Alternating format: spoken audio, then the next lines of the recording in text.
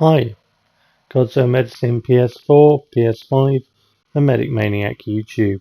A bit ago on my channel I made a video talking about Gran Turismo,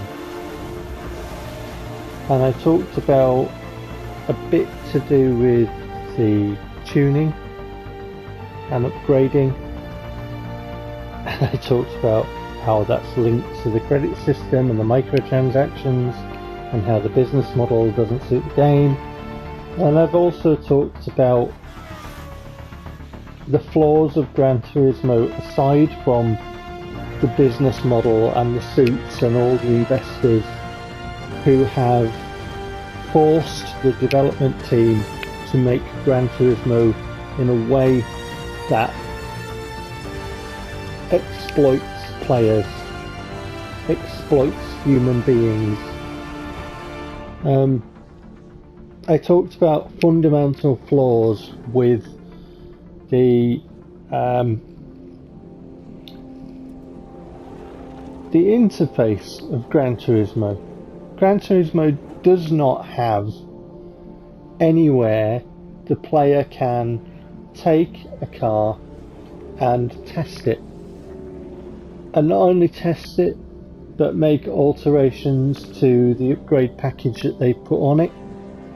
The springs and dampers, the roll bars, the wheels, the tyres, all that good stuff.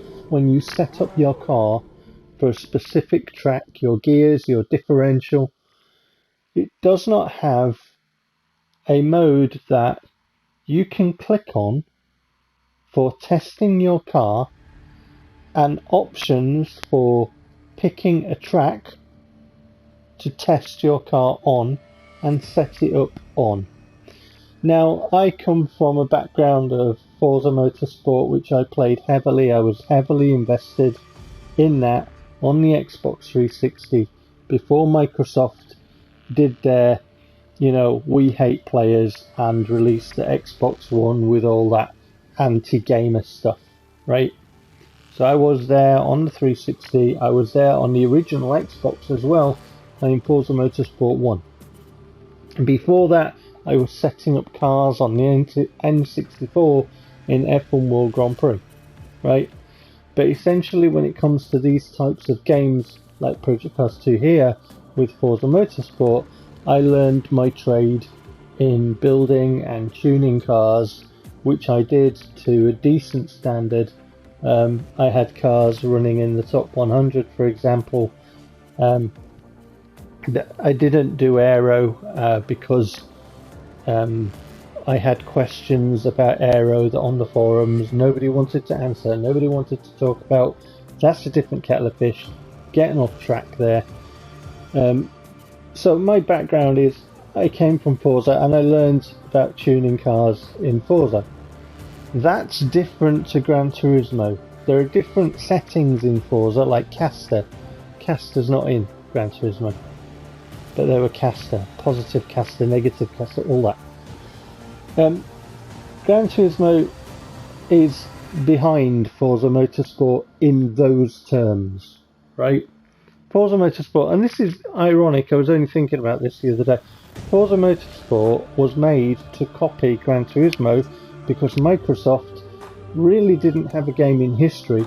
So what it tried to do, apart from paying for lots of things like Tomb Raider, for example, to be, have exclusive content on its platform, in Underworld, for example, it tried to, get a lot of third-party titles on there, and it also copied things like Gran Turismo. The irony is that in the structure of interface for the player, Forza Motorsport is designed and built, or was, I don't know about 7, I've played 6 because I've got 6, unfortunately, but it's designed and built for the player who likes to build and tune and paint cars, and it does it much better than Gran Turismo. and it does it much better than the latest edition on the current gen, which is PS5/Xbox Series X, right? And I think that's shambolic for Gran Turismo to have been copied and outdone by a rival title, a rival exclusive title on a rival console. How is that possible? So getting back to the basics here that I'm talking about, and I have actually highlighted private testing, your own private testing session in Project Cars 2, right? Gran Turismo Sport did not have this option. I know Gran Turismo Sport is a completely different beast in terms of upgrading, right? It's not the kind of game that Gran Turismo was previously. It's a different form of Gran Turismo, and the upgrading process in that is just nowhere equivalent. It's not. So, private testing. Why does it not have that? Why does Gran Turismo on a PlayStation 5, Gran Turismo 7? I know it's playable on PlayStation 4 as well, because these are strange globalistic times that we live in. But nonetheless, why does it have, a lack of options that its rival and competitor Forza Motorsport has, and other rival competitive games like, for example, Project Cars 2 has? How is it that Gran Turismo is falling behind? Is it because the developers were lazy? Is it because nobody cares? I don't know. I've got no idea. But aside from the exploitative, badly designed business model by people who just want to cash in on you and me as players who like cars, who like car games, and who like building and tuning and painting. And when we come to painting, Gran Turismo is lacking behind Forza as well, and I've talked about that in another little video on my channel. But really, with this game, I wanted to focus on the building and the tuning aspect, and I wanted to not only mention that it lacks the option for you to take your car and test it and tune it for any track, but there's something else about tuning and testing that I really wanted to talk about. I've heard people like Alan from Team VVV, and I've heard other people discussing tuning in Gran Turismo. I'm not calling Alan out. He does great work. Alan does really great work. And if you haven't seen his content, please go and check out Team VVV on YouTube. He does great content for racing fans. He really does. He knows his stuff. But he was talking about the tuning and stuff in Gran Turismo, and he was saying that they really needed a way that the people who can tune can share things with others who can't. I think this is a bad idea, and I've thought this has been a bad idea ever since I was playing Forza. What happened in Forza was, in the community on the forums, people would go to the forum marketplace and share tunes. That became a bit of a boys' club, a bit of a closed shop, because only those who were building and tuning cars a certain way were, that could run in, for players who could run those times. So it was for an elitist club of players who could run good times, and the cars were built and tuned in a specific way so that they would get good times. Well, that is alienating 99% of your player base, because not everybody can drive that fast, and not everybody wants to drive those kind of cars.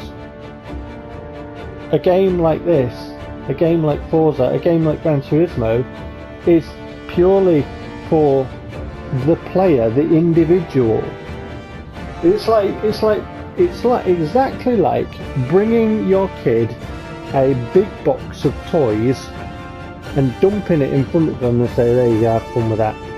So for those like you and me who love cars, and if building and tuning and painting cars melts your butter just like it does me, right, then we want our individuality. I've said this before, that a game like Forza Motorsport, a game like Gran Turismo, where you can build your car in your way, you can tune it and tailor it to your taste, you can paint it in your style, you can drive it your way.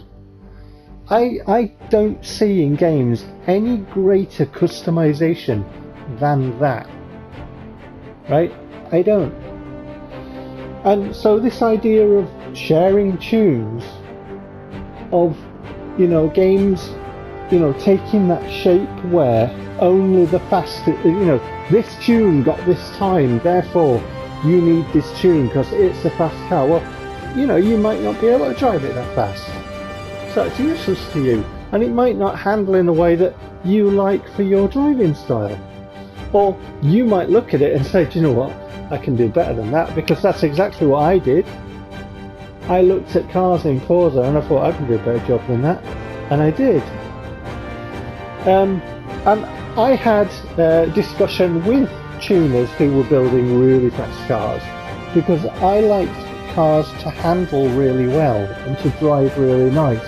So I put in tunable parts. Oh no, don't put those tunes in because it'll stop it from going really fast. What happens if you can't drive that fast?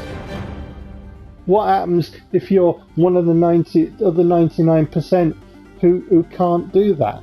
What happens if you don't want a car that handles that badly but can be driven really fast, and you like a car that can handle really nicely because that suits you? What happens then? So, what I suggest isn't the ability to share tunes in Gran Turismo 7 or any other racing game. What I suggest is for the developers to take time to teach the player how to play their game. And that means everything from building to tuning to painting. Now, I've seen descriptions in varying racing games about what roll bars do, about what caster does, about what toe does, about what dampers do, about what springs do. And I've seen lots of people still not know what the hell to do with their car. I've seen discussions about what a difference between a supercharger and a turbocharger and an actually aspirated engine is, what the difference between rear-wheel drive and all-wheel drive, or mid-engine or whatever. I've seen these discussions, and yet I've seen lots of people really not have a clue. I've seen telemetry on a screen in a game, and I've seen people not know what to do, and I'm one of those. I don't understand telemetry. I understand tuning a car in a game by how it feels and how I'm driving it and what adjustments do what. I came up with a system in Forza Motorsport where I looked at what other people did, and I looked at discussion about tuning, and then I made of it what I made of it, and I came up with my own system, because basically I know a little bit about programming, and I know that it's number crunching and it's a mathematical output in terms of visual and feedback on your pad. It's a mathematical equation, right, of an interpretation of a physics model in a computer game, and all that. So I know it's a maths-based process.